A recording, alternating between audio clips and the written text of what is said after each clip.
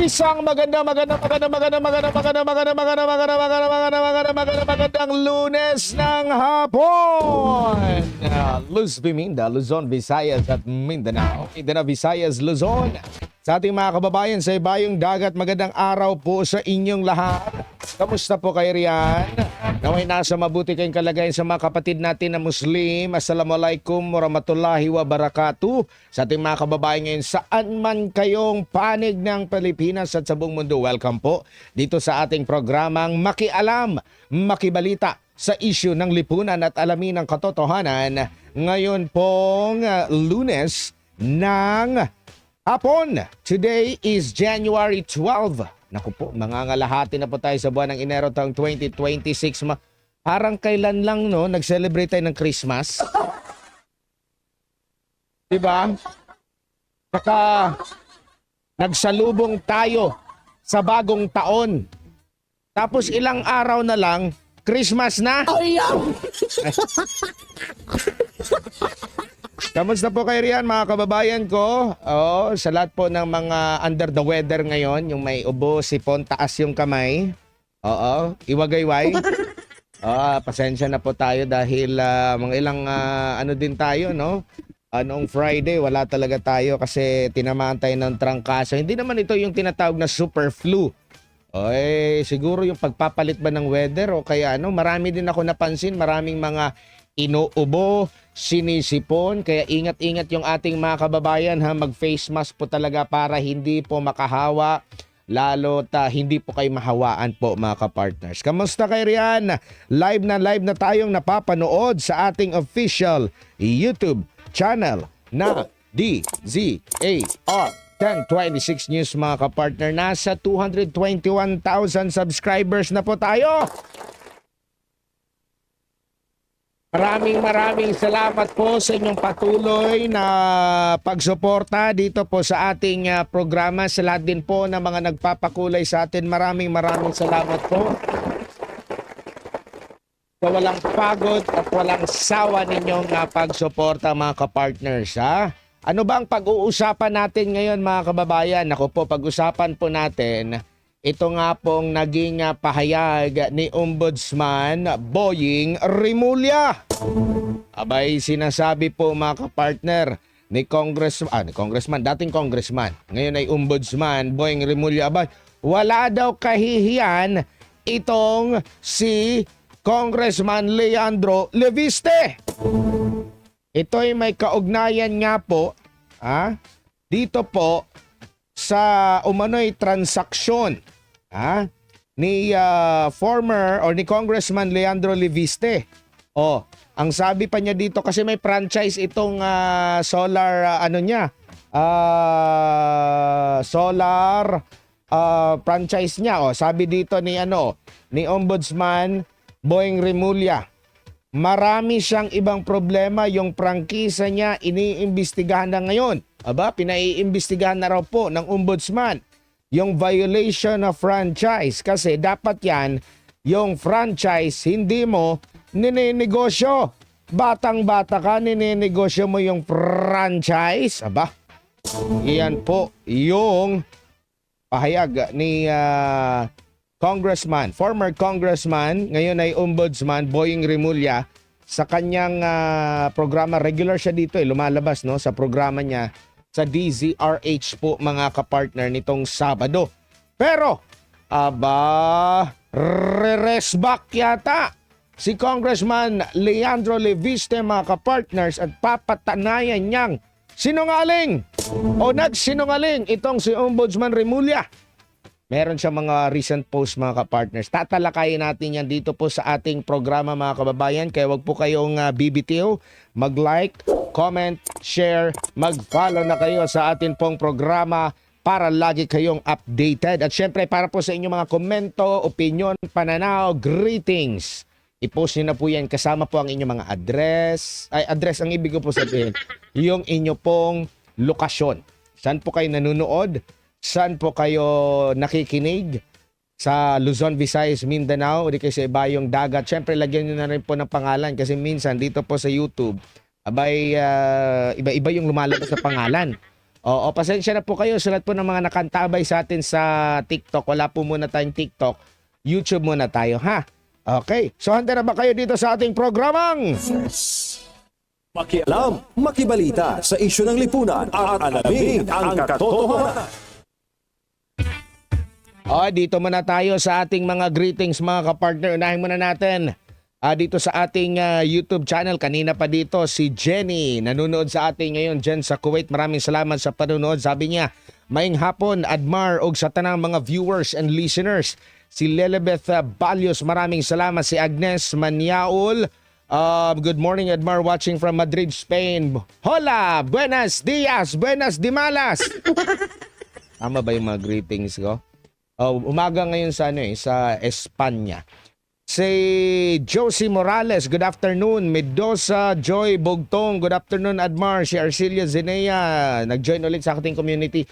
Kung gusto niyo mag-join sa ating community, susupport kayo sa ating channel, i-click nyo lang po yung join button, no? Katabi lang po yan ng subscribe button po mga kapartner.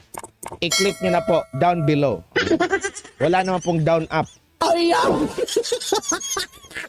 Isang mapagpalang hapon, Admar, DZAR, SMNI, mga subscribers, listeners. Maraming salamat.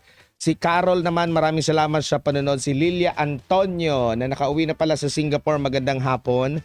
Si Mirna Magno, hello everyone here.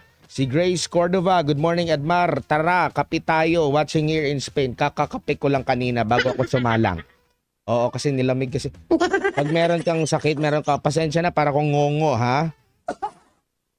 Pag meron ka kasing ubusipon, masarap humigop ng kape, mga kapartner, mainit na sabaw. Si Aling Vicky Mix, good afternoon Admar, watching from Hong Kong. Lilia Antonio, good afternoon sa lahat, watching from Singapore. Romeo Bautista, okay, maraming salamat. Si DJ Maldita, grabe yung pangalan mo, ha? DJ Maldita, maing hapon Brother Admar, sabi ni Crescencia Prado.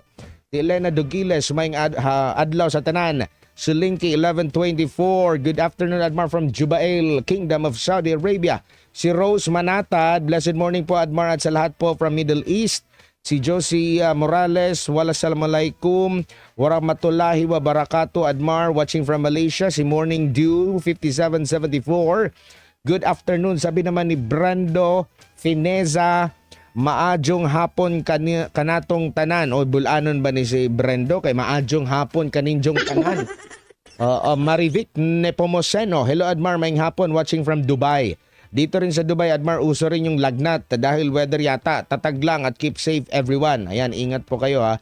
Si Kyoko Sudoo, asa na yun? Afternoon po sa lahat Admar. Si Hazel Ice, nanonood din sa atin ngayon. Si Nordy Guzman, maraming salamat. Si Richard Ignacio. Okay. James Yap. Uy, si James Yap nanonood. Mula sa Nauhan Oriental, Mindoro. Si Rosalie Marasigan. Good afternoon, Admar. SMNet sa lahat watching here. Garcilia Zenea. Maraming salamat. Early Terante. Good afternoon, Admar. Watching here in Turkey. Turkey na sila ngayon, di ba? Ayun na nilang kasi pag sinabing Turkey, yung pabo, tama ba? Yung Turkey ba is pabo sa atin? Parang na-associate kaya ginawa nilang Turkey eh. Okay? Nanonood sa Bicol. Oy, marhay na hapon. Tama ba? Marhay na hapon. Okay, si Rosalie Marasigan. Si Tony Eldefonso din, dyan sa Legazpi City, Albay. Good afternoon din sa iyo dyan, ha? Marhay na hapon. Tama ba yung good afternoon? Asa na ba yun? Okay. Si Joak Sarifa. Hello Admar, good afternoon po. Watching from Malta. Uy, Malta. Kababayan nyo si Gibo. Ay, di pala. Nag-denounce na pala si Gibo. Brando Feniza. Shout out diri sa Bohol. Oy, adyong hapon kaninjong tanan sa mga sano, mga sana, mga dudong, mga inday da sa Bohol, sa Sugbo, Kabisayan ug Mindanao.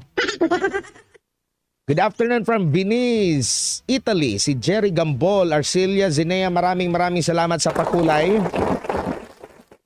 Si Dolores Lopez, bonjour, Admar from France. Maraming salamat. Si Susan Dangen, magandang hapon po, watching from London, United Kingdom. Si Shagalang Tamad, grabe pangalan ha. Shout out po from Saudi, maraming salamat. Admar, marhay na hapon po. O, tama talaga ako. Gemma Pasyente, maayong hapon Admar. Bakit Admir? Watching in Hong Kong. Kami dati tawag namin masusungit na taga-Turkish na mga amo, mga pabo. O, grabe naman. Pag masungit yung amo, tinatawag yung pabo. O, ganun ba? Rich Spice, mayong hapon, Admar, Happy New Year. Oy, kakabalik lang siguro nitong si Rich Spice sa panonood kasi nag-greet pa siya sa atin ng Happy New Year. Bueno mga kapartner, umpisa na po natin ang paghahatid po ng mga balitang dapat ninyong malaman at ating pakialaman dito sa ating programang Makialam, makibalita sa isyu ng lipunan at alamin ang katotohanan. Ay, pahabol greetings kay Risa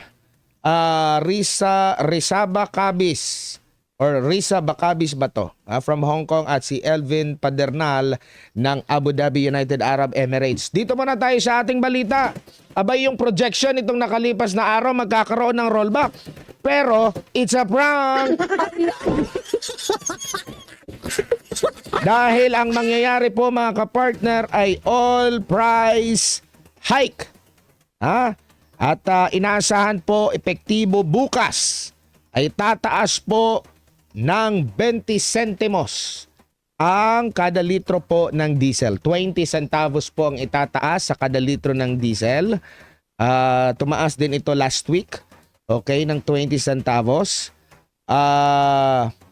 Ang gasolina naman ay tataas din ng 30 centavos. 30 sentimo po mga kapartner ang itataas ng gasolina. Habang ang kerosene naman ay inaasahang tataas sa 30 sentimo. So kung kayo ay magpapa full tank, huwag nyo na pong paabutin ng hanggang umaga. Ngayon na po kayo magpa full tank. At least medyo makakabawas kayo dahil bukas meron pong pagtaas ng hanggang 30 sentimo mga kapartner ha.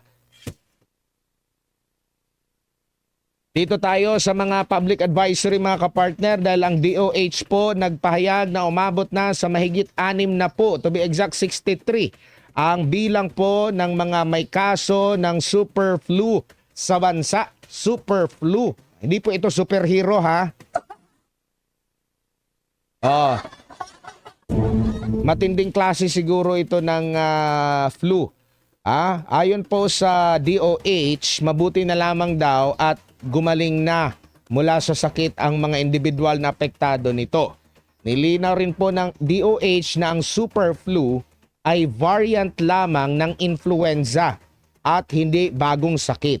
Ang mga sintomas nito ay wala ring pinagkaiba sa karaniwang trangkaso, gaya po ng ubo, lagnat at pananakit ng katawan, pati sipon.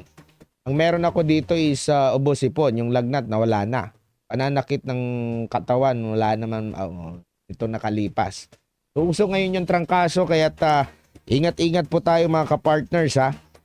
Samantala, si Ira Flor ng Bangsamoro, sabi niya, Mapia Magabi, Admar, watching from Bangsamoro, maraming salamat. Samantala, dito naman tayo sa iba pang klase ng sakit, yung kaso daw po ng tigdas at rubella noong 2025, abay umabot po ng mahigit 5,000. Ayon po yan sa DOH, to be exact, 5,123 po mga kapartner. Ayon po sa DOH, ang bilang na ito ng tigdas at rubella ay 32% na mas mataas compare noong 2024 ng kaparehong panahon na nasa 3,800 mahigit ang kaso. Kalahati ng mga kaso o karamihan sa mga kaso rito mga kapartner ay mga bata, edad 6 na buwan hanggang 5 taon. Karamihan sa kanila ay hindi po nabakunahan laban sa nabanggit na sakit. Meron po kasing bakuna rito mga kapartner. Okay, para maiwasan itong tigdas at rubella. So ang alam ko nito is libre to eh. Sa mga rehiyon sa Zamboanga Peninsula, Northern Mindanao, Soc-Sargen at Bangsamoro ang nagtala ng pinakamataas na bilang ng kaso ng tigdas at rubella.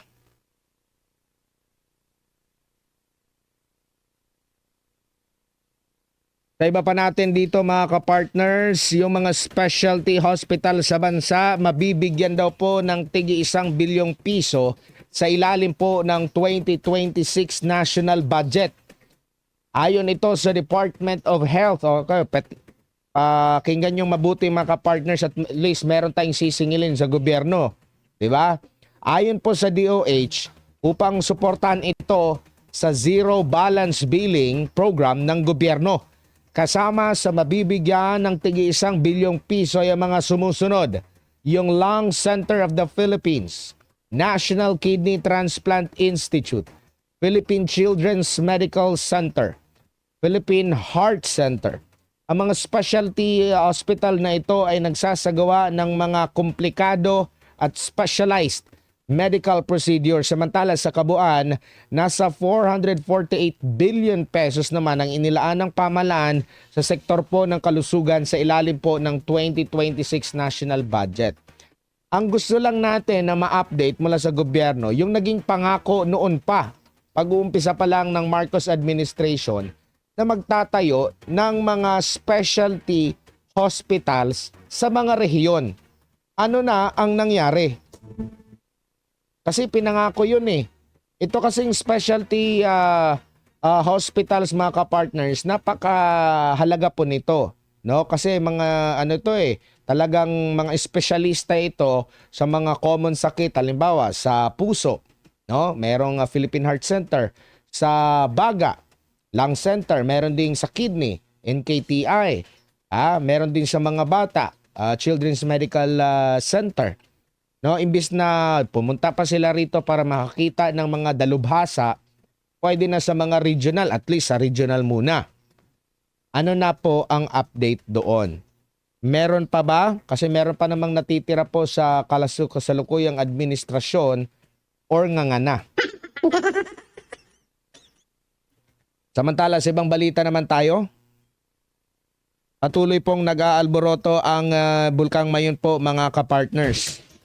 Kung pagmamasdan nyo po yung mga video sa social media, ukol nga po dyan sa Bulkang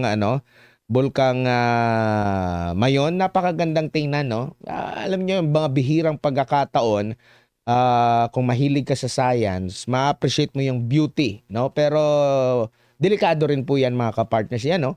Oo, na-appreciate mo, napakaganda yung ibang mga hobbyist, talagang kumukuha ng larawan, pero delikado din po yan mga kapartners, no? Sa kasalukuyan, ayon naman po sa FIVOX ay nasa alert level 3 pa rin hanggang sa kasalukuyan. Ito pong Bulkang Mayon po mga kapartners, no? At batay nga po dito sa kanilang update, no? As of simula 12 a.m. kahapon hanggang 12 a.m. kanina, mga kapartners, patuloy pa rin po yung pagbuga ng lava dome at lava flow. Okay yan, tingnan nyo po yung bunganga, no? Ng bulkan. Lava po yung lumalabas po mga kapartners, no? Meron po silang naitala sa nakalipas na 24 hours, 133 rockfall events, plus 37 na mga pyroclastic density currents or tinatawag na uson at patuloy na mga mahinang tremor. Nakikita rin yung banag, yung crater glow. Kitang-kita naman po dyan lalo na pag gabi po mga kapartner, no? Ang sulfur na binubuga nito mula noong Enero 11, 2026 ay umabot po sa 526 tons per day. Yung plume naman nito, yung usok nito, umabot po sa 800 meters ang taas. At ang tamang pagsingaw napapadpad sa bahagi po ng Silangan, Timog Silangan at Hilagang Silangan. So meron na rin pong mga pamamaga yung bulkan. Kaya ito po yung ipinagbabawal po mga kapartners Di ko lang alam sa mga hobbies, sa mga photographers, sa mga videographers, yung mga hobbies na gustong kumuha ng larawan, kung meron bang lugar. Alam ko parang merong lugar natanong ko rin yan sa Albay disaster, no. Meron silang lugar in case para sa safe distance, no. Kailangan lang ng matinding lente diyan. Ang rekomendasyon po ng FIVOX, yung pagpasok po sa 6 kilometer radius permanent danger zone at pagpasok ng walang pag-iingat sa extended danger zone o EDZ ay patuloy pa rin pong ipinagbabawal habang maaring maganap naman, posibleng mangyari yung pagguho ng mga bato pa, pag-itsa ng mga tipak ng lava o bato, pag-agos ng lava, yung uson, katamtamang pagputok, pag-agos ng lahar, lalo na matinding mga pag-ulan, mga kapartner. So yun po yung mga possibility po niyan, no? Ang alam naman natin dyan, yung mga nakapaligid ng mga LGUs, yung provincial government, sanay na sila niyan kasi hindi naman ito first time. Ang sabi ng FIVOX, nangyari na rin ito noong 2023. So alam na nila yung mga possible scenario po dyan. Dapat lang pong makipag-ugnayan kayo sa ating mga kababayan dyan sa Bicol. Yung meron man kayong mga nanonood sa atin na meron kayong mga kamag-anak dyan sa Bicol, abay abisuhan nyo na sila na agad na makipag-ugnayan sa kanilang lokal na pamahalaan para at least safety po sila, mga kapartner. So yan po yung patuloy na seismic energy release na ibinubuga o nire-release po ng Bulkang Mayon, ayon po yan sa FIVOX.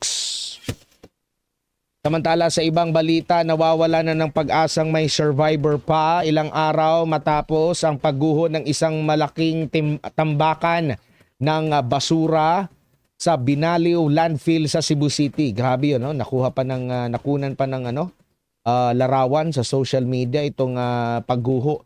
Sinabi ito ng mga rescuer nang makarecover ang isa pang bangkay nitong linggo, January 11, dahilan para umabot sa 7 po ang death toll. Nasa 29 na katao ang nananatiling missing o nawawala at sa pagtatapos ng 72-hour search and rescue window. Sa naging insidente noong Huwebes, January 8, abot sa humigit kumulang 50 sanitation workers ang natabunan nang gumuho ang naturang tambakan ng basura. Ayon kay Cebu City Mayor Nestor Arquival, maaring nakaapekto ang kamakailang lindol at malalakas na mga pag-ulan dala po ng bagyo sa pagguho po ng landfill. Meron na pong mga ganyan ding senaryo dati, 'di ba? Sa may Payatas ba 'yon? No? Na nangyari din, mga kapartner. Payatas ba 'yun? Tama, sa Quezon City. Ilang taon nang nakalilipas po, mga kapartners. Hindi rin po biro yung mga ganyan, no? Dapat doble rin po yung pag-iingat at dapat gumalaw-galaw na rin yung atin pong lokal na pamahalaan para hindi na maulit po. Kahit na saang landfill po, mga kapartners, no? Para maiwasan po yung ganyang mga trahedya. Samantala, sa iba pang mga balita, maaaring magsimula mga employer na may missed premium contribution sa PhilHealth na mag-apply para sa waiver ng interest simula January 24. Ayon po sa PhilHealth, mga employer muna ang ipoproseso sa ngayon at hiwalay na ilalabas ang patakaran para sa mga self-employed. Sa kasalukuyan, may 300,000 registered employer na may hindi nababayarang premium contributions. Hanggang sa katapusan naman ng taon ang itinakda para sa pagbibigay ng amnestiya sa interes ng mga employer na may hindi nabayarang kontribusyon. Dahil sa hirap din ng buhay, meron talagang mga nakakaligtaan, kaya i-avail nyo na po ito bago pa magka-interest po, mga kapartner nating mga employer. Sinibak naman ng Philippine Army ang isang mataas na opisyal nitong nakalipas na linggo, Biyernes, January 9. Ito ay matapos hayagang ipahayag ng opisyal sa social media ang pag-atras o pagbawi ng kanyang suporta kay Pangulong Bongbong Marcos Jr. Sa gitna rin ito ng umiikting na kontrobersiya ng katiwalian sa pamahalaan. Kaagad inalis sa kanyang pwesto, hindi sa pagiging sundalo si Colonel Audi Mungao, isang commissioned officer na may 34, mahigit 3 dekada na po na nagsiserbisyo at siya'y kasalukuyan bago siya inalis, commander ng training support group. Kasalukuyan na itong inilagay sa awaiting order status upang bigyang daan ang masusing investigasyon ng training command. Ayon kay Philippine Army spokesperson Colonel Louis Di Maala, isinagawa ang pagsibak upang magsagawa ng masusing investigasyon kaugnay sa isyu ni Munggao. Samantala, ayon kay Presidential Communications Office Undersecretary Claire Castro, nakikinig at nagmamatsyag ang Pangulo sa lahat ng mga pangyayari sa bansa. Sana maliban sa pakikinig at nagmamatsyag, yung tunay na solusyon. Pwede rin man kasing nakikinig, binabaliwala lang. Diba? Samantala, saludo naman sa tapang ni Colonel Munggao ng Philippine Army ang political analyst na si Professor Malutikia. Sa panayam ng SMNI News, binigyang diin ng political analyst na hindi lahat kayang sabihin na atras na sila sa pagbibigay ng suporta sa Pangulo ng bansa, lalo na at nasa active duty pa ito bilang sundalo. Dagdag pa ni Tikia, nakikita niyang nawawala na talaga ng tiwala sa Pangulo si Munggao kung kaya't matapang na itong nag-withdraw ng suporta. Matapos nagpayag ng withdrawal ng suporta kay Marcos Jr. ay sinibak sa pwesto si Munggao. Pero di ba sinasabi ang mga sundalo ay dapat apolitical o neutral at wala daw hindi nagiging partisan. Yung pagpupuri ba nila, yung pinipraise nila, yung mga, kasi sila din ay minsan na pinupwesto at inaaprobahan mismo ng Pangulo. Diba? Dadaan sa mga politiko din yung nag-aano sa kanila eh. Diba? Yung pagtaas pa nga ng ranggo, dapat dumaan yan sa appointments. Politiko rin yun. Edi at mercy din sila sa mga politiko. Paano matitiyak na magiging apolitical ang isang sundalo? Hindi sila pinagbabawalan kung pinupuri nila ang presidente, ang iba pang mga opisyal ng gobyerno, di ba? Halimbawa sa Congress, pag binibigyan sila ng magandang benepisyo, talagang nagpapasalamat sila ganito, ganyan. Hindi sila pinagbawawalan, pero pag tutol sila, doon bawal. Saan po doon ang pagiging apolitical na? Hindi bawal pag pinupuri mo yung mga politiko. Pero bawal pag yung politikong namumuno hindi ka nasusuporta. Hindi po ba? Mga tanong po yan mga kapartner. Mas maganda kung para legit, no? Na talagang magiging apolitical sila, dapat gumawa ng na hindi pwedeng makialam yung mga politiko sa kanila. Di ba? Yung pagpasapan nila sa mga commission on appointments, sa harap din ng mga politiko din po yan. Hindi po ba? Manunumpa din sila sa harap ng Pangulo. Di ba? Pag mayroong madadagdagan ng estrella o star, yung kanilang balikat, mayroong nagkwento na grabe daw doon sa Taiwan, hindi sila pwedeng, talagang doon daw po, hindi pwedeng makialam yung mga politiko din sa kanila. Dapat po, matiyak na ganyan. Hindi pwedeng maging kritiko, pero pwede lang pumuri. Ganon din yun. Political din yun, or partisan din. Hindi po ba? Mga tanong lang naman po yan. Para matiyak talaga na maging apolitical o neutral po ang isang sundalo. Kasi ang sinasabi naman po sa ating konstitusyon na to protect the people lang naman yung sinasabi doon eh. Wala namang sinasabi doon na protektahan yung isang individual. Kung ang taong bayan nalubog na sa mga kontrobersya at nasa panganib na yung buhay dahil nga talamak na yung korupsyon at at stake yung pamumuhay, yung estado ng pamumuhay, yung mga kawatan, lalong yung mayaman, ang mga pobre, lalong naghihirap. Di ba sinasabi doon ang armed forces yung magdedepensa, magpoprotect sa taong bayan. Taong bayan yung nilinaw doon ha. Hindi sa espesipikong isang tao lang yung kanyang pagsisilbihan, mga kapartner.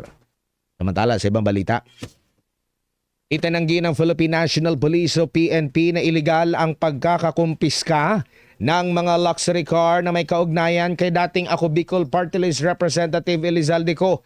Ayon kay PNP Acting Chief Lieutenant General Jose Melencio Nartates Jr., ang PNP Highway Patrol Group ay kumikilos at sumunod sa due process. Ito'y kasunod ng sinabi ng legal counsel ni Ko na si Roy Rondain na ang mga sasakyan ng dating kongresista ay illegal na nakumpiska.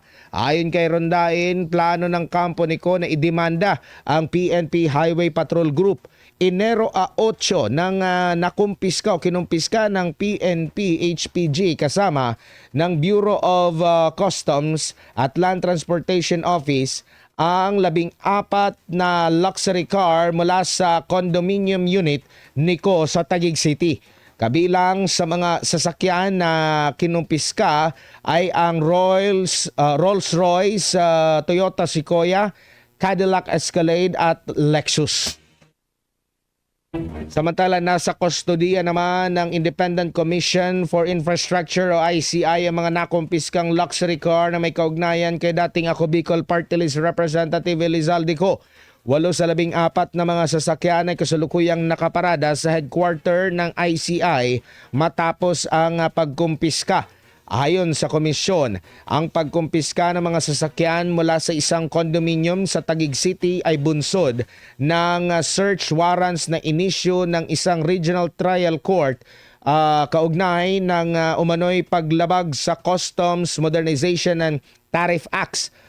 Natukoy ng BOC na 9 sa 14 na sasakyan ay kulang ng importation documents at mayroon pang unpaid duties and tax.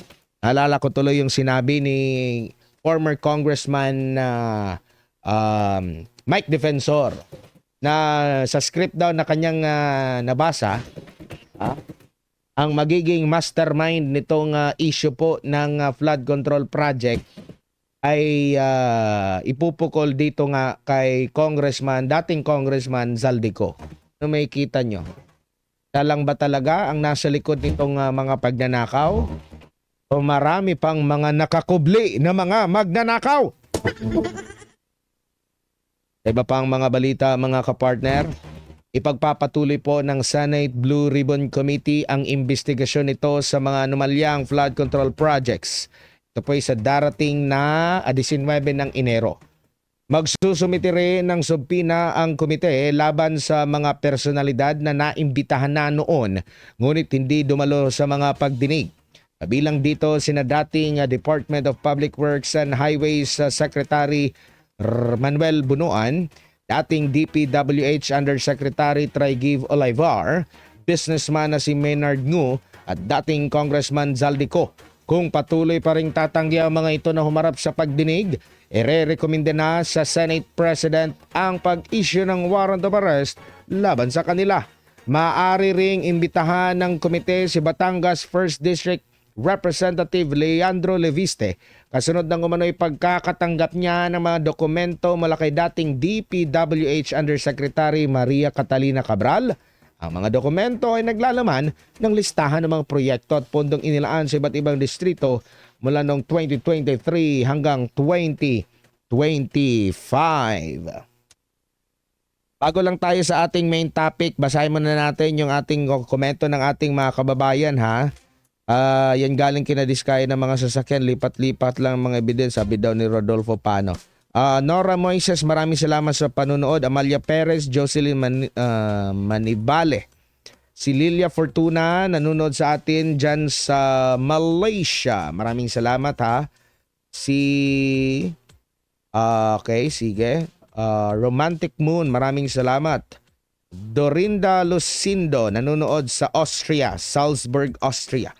Maraming salamat ha. Si Lala naman nanonood sa Project 2 Quezon City. Susan Kidangin, sabi niya napako na po pati mga hospitals di pa nila makumpleto, lahat napako ang pangako. Grabe talaga. Binabantayan talaga ni Susan ang mga ganap. Pa-shout out po sa Upsilon Alpha Beta Lukban chapter. Okay, at sa iba pang chapter, sabi ni Omega Squad TMO. Okay. Mapia Magabi. Tapos na ito, Myra Flor. Si Marivic nanonood sa Hong Kong. Maraming salamat. At si Elaine naman dyan sa Pampanga. May apagat panapon, Elaine. Dito tayo sa main topic natin po mga kapartner. kung saan ay iniimbestigahan na raw po ng ombudsman ang isang solar energy firm na itinatag ng bilyonaryong mambabatas na si Leandro Leviste, 1st District ng Batangas Province, mga kapartner. Ito ay dahil umano sa paglabag sa prangkisa matapos ang mga alegasyon na nagkaroon daw ng paglilipat ng kontrol nang walang pahintulot sa Kongreso. Ayon po ito kay kay Ombudsman Jesus Crispin Boying Remulla. Okay, sa programang executive session sa radio station na DZRH po, mga kapartner. I-quote ko lang po yung sinabi niya. Marami siyang ibang problema, yung prangkisa niya iniimbestigahan na ngayon, yung violation of franchise kasi dapat yan franchise ay hindi mo ninenegosyo. Batang-bata ka, ninenegosyo mo yung franchise. Wala ka bang kahihiyan? Oh, dagdag pa ni Remulla yan ha. Anong klaseng tao yan? Anong klaseng Pilipino yan? National franchise. Renewable energy critical to the national life, tapos ganun lang nabenta mo, ipi-flip mo lang, nanay mo pa senador, sabi ni Remulla. Pero ang tingin din natin dito, ombudsman ka, wala na, alam na kung saan ka papanig. Di ba ikaw yung magtitimbang din? Parang piskal ka rin natitimbangan mo yung reklamo, pero dito parang talagang guilty na may nagawang masama. Ito yung kaibahan din sa mga ombudsman natin dati. Sa ombudsman ngayon, ito, ongoing pa yung investigation pero may conclusion na ang ombudsman po, mga kapartner. Kung pagbabatayan natin yung kanya mga sinabi. Okay, kung nanay mo pa senador, siya po ay anak ni Senador Loren Legarda po, mga kapartner. Sinasabi po na noong 2023 hanggang 2025, ibinenta ang kanyang mga shares sa SP New Energy Corporation. Bago gampanan yung kanyang tungkulin, si Leviste ito, no, kasi tumakbo nga siya sa pagkakongresista sa sa 20th Congress, no? At ibinenta ang mga ito sa MGen Renewable Energy ng Meralco po, mga kapartner. 34 billion pesos daw ang naturang transaksyon, batay sa detalye ng bentahan. Pero sinabi nitong si Remulla, ang bentahan ng controlling interest ni Leviste ay hindi inaprubahan ng Kongreso at kinwestiyon kung bakit ang prangkisa ay agad na ibenta. Binili lamang at saka mabilis na ipinasa para kumita. Okay, sabi pa niya dito, no?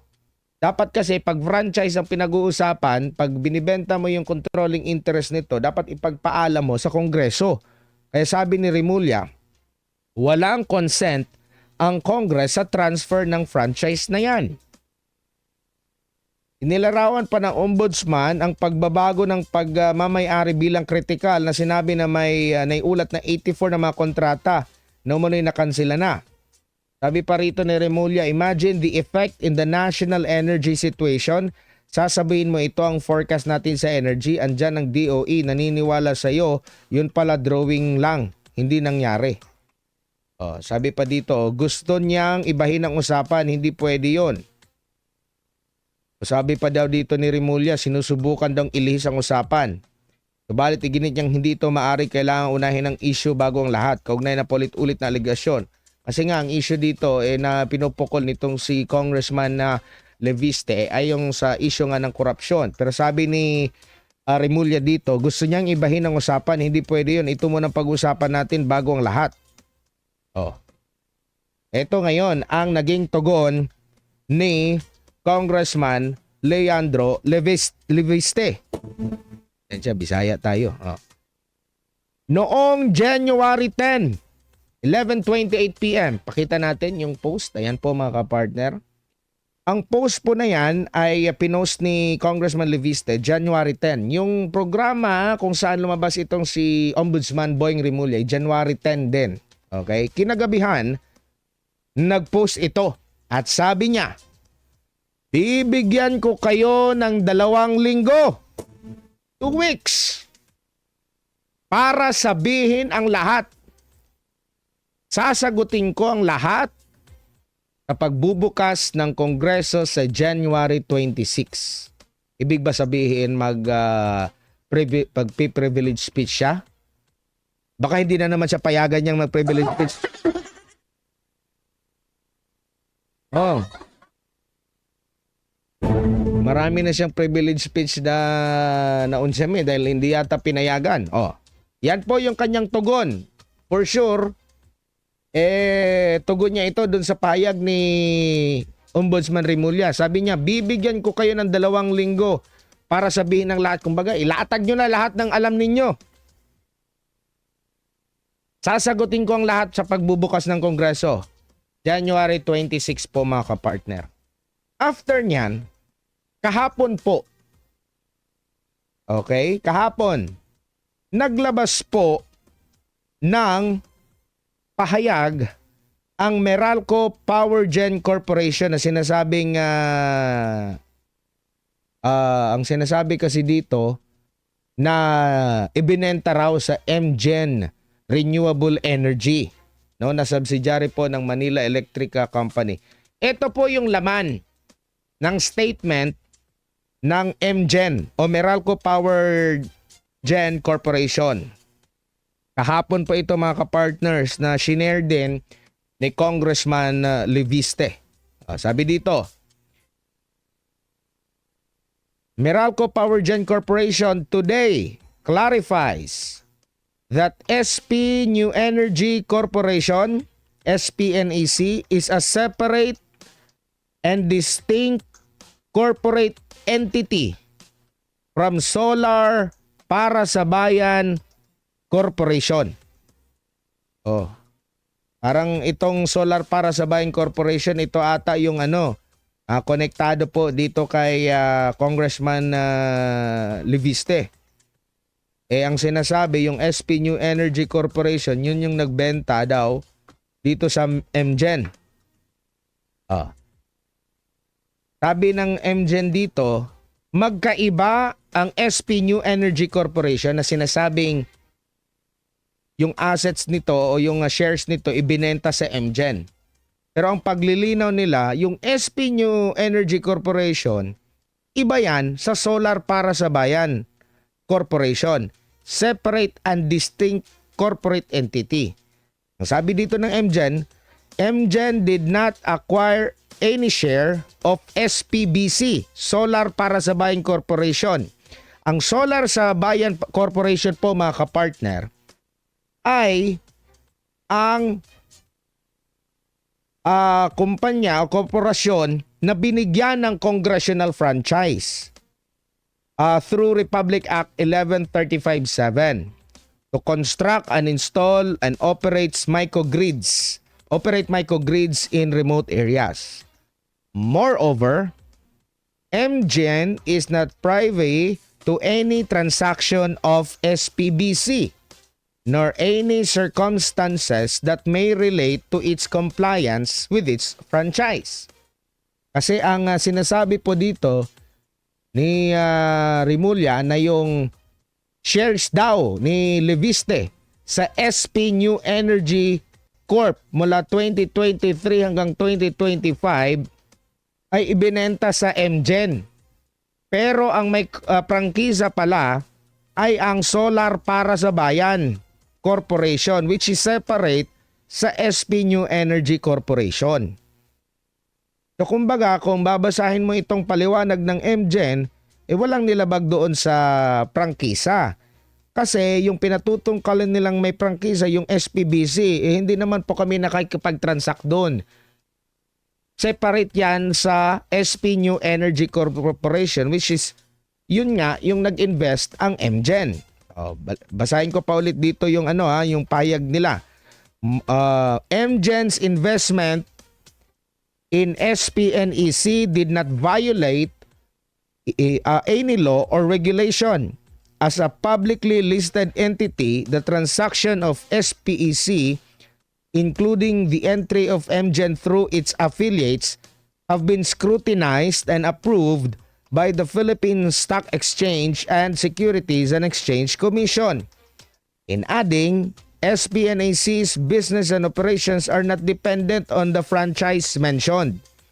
Sabi pa rito ni Attorney Crister Gaudiano, MGen Head for Sustainability, Corporate Communication and External Affairs, we hope this clarifies the issue and lays to rest the disinformation coming out especially in social media. So ulitin lang natin, sinasabi kasi na yung mga share daw ni Leviste sa SP New Energy Corp mula 2023 hanggang 2025 ay ibinenta sa MGen kasi nga nag-divest siya kasi nga siya po ay tatakbo no for the 20th Congress. So binigyang diin na ang SPNAC hindi yon yung may hawak daw ng prangkisa kundi ang Solar para sa Bayan Corporation na separate daw po dito sa SPNEC. At ang aligasyon po ni Ombudsman Remulla na yung controlling interest daw po doon sa prangkisa, yun daw po yung ibinenta. Which is clarified din ngayon dito ng MGen. So, sino ang nagsasabi ng katotohanan po dito? Inilatag lang po natin ang tugon po mga kapartner. Ang sabi pa nga dito ni Congressman Leviste, mali ang information ng ombudsman. Kaya nag-post ako kagabi na magbibigay ako ng oras para sabihin nila ang lahat. Gusto kong sagutin after they do. So we can show how they spew lies. So sabihin nyo na. Kasi siguro alam ni Congressman Leviste, sige banggitin nyo na yan. Alam ko yung katotohanan, ilalatag ko yan after ninyong mailatag lahat yan. So yan po yung palitan ng pahayag po ni Ombudsman Remulla and Congressman Leviste. At kagabi, 2024, huling post niya ito, kahapon, ang sabi niya rito, sa mga tahimik pa ngayon tungkol sa anomalya sa gobyerno, itatala sa kasaysayan na kayo ay mga tagapagtanggol at kasabwat sa pagtatakip ng pinakamalaking korupsyon ng ating bansa.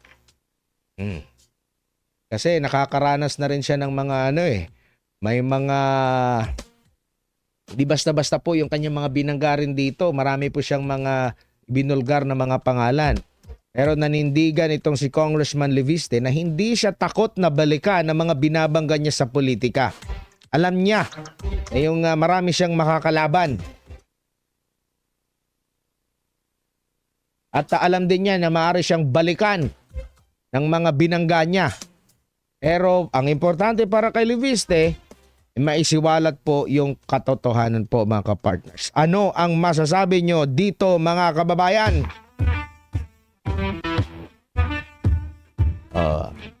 Ayan natin sa January 26 pero binibigyan pa ng mahabang panahon yung mga nag-aakusa sa kanya. Ilantad nyo na. Sabi niya, patutunayan ko kayo ang nagpapakalat ng kasinungalingan. Naku po. Jenny, okay ka na Admar? Okay na, may sipon. Ronnie Escudero, maraming salamat. Sabi ni Jenny, nakaka-depress sobrang sitwasyon sa bansa. Si Isay Luzada, maraming salamat sa panonood. Sa libo-libong nanonood sa atin ngayon, maraming salamat po. Huwag kalimutan po mga ka-partners, mag-like, comment at share dito sa ating programa. At syempre, i-click nyo na rin po yung notification bell po. Pero bilang panghuli, pangwakas mga ka-partners, wag po nating kalimutan na patuloy nating idalangin sa ating makapangyarihang Ama ang mga ganap sa ating buhay ngayon, sa mga hamon na atin pong kinakaharap. Isama na rin po natin sa ating mga dalangin yung mga leader po natin na balang araw, malay nyo bukas o sa mga susunod, magbago na yung kaisipan nila na hindi na ako mga abuso sa aking kapangyarihan. Hindi na ako mga apak ng karapatan ng ordinaryong mga Pilipino. Hindi na ako magnanakaw. Walang imposible po mga kapartner. Italangin po natin yan sa ating makapangyarihan. Sa lahat po ng mga minsan nagnenegatibo na kayo sa mga ganap ngayon, sabi nga ni Pastor Apollo Sikibuloy, tatag lang. Walang imposible po mga kapartner. Hindi po mananaig ang kadiliman. Sa liwanag, tandaan nyo po yan. Oy, wala na tayong oras. Sama-sama tayo mamaya sa programang SMNI Nightline News. Ha? Maraming salamat po sa inyong pagsubaybay. Paalam!